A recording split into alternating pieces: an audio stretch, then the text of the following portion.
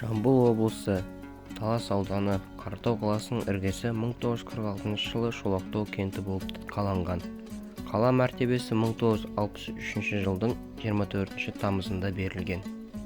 1965-85 жылдары Қаратауда республика деңгейдегі құрылыс ұйымдарының сала аралық кәсіпорындарының жұмысы жанданып, халықтың тұрмыс тіршілігіне ыңғайлы жағдайлар жасалып, қаланың өсіп өркендеуіне айтарлықтай көңіл бөлінді.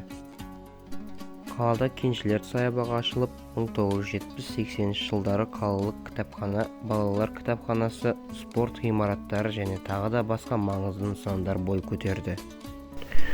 64 жылы Қазақ политехникалық институтының бөлімшесі де осы Қаратау қаласынан ашылса, 1966 жылы құрылыс техникумы, кәсіби технологиялық училище ашылып, қарқынды жұмыс істей бастады.